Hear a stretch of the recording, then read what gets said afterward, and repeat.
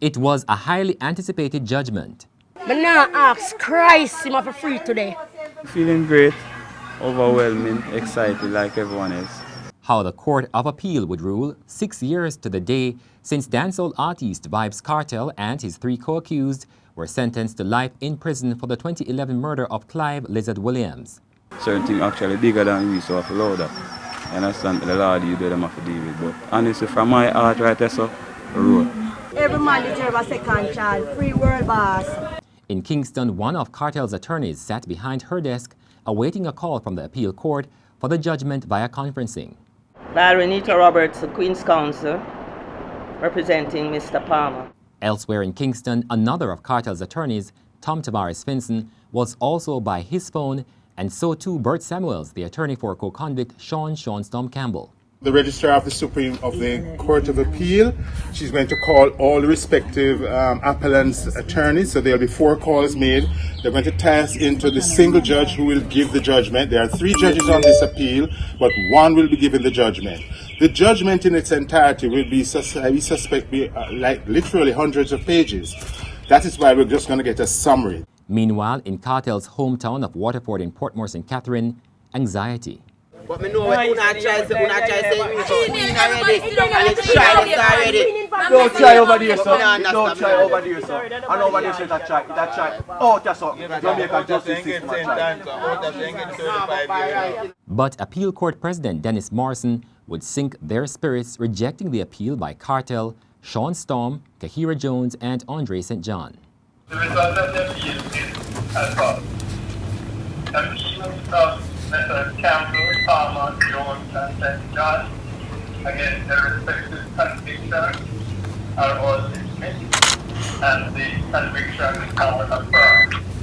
In layman's term, the conviction is upheld.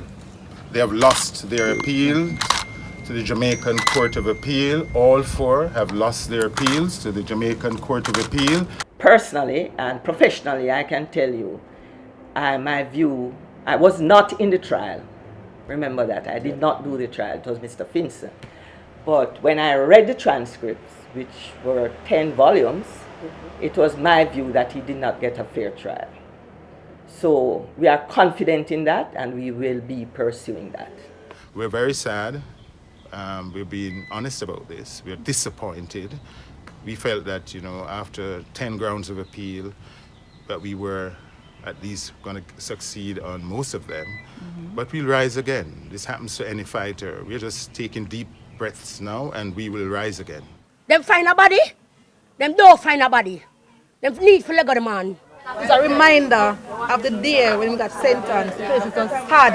You understand? It just leaves a sadness in our heart. You used to obey the law, going 8 o'clock. We can't go in 8 o'clock again. I road with the right now.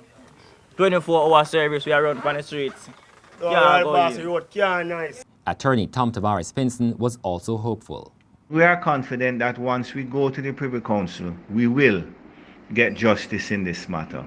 But Tavares Finson was peeved about the delays in the case. The problem remains, however, that it is almost 4 years since Adidja Palmer was convicted.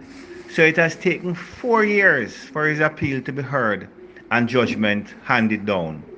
This is a travesty. It is unprecedented and it is outrageous. Back in Waterford, Portmore, dejection. Bigger than we, Seriously? I don't know. That's why I'm not talk. That's why I don't talk. Sad moment, sad moment.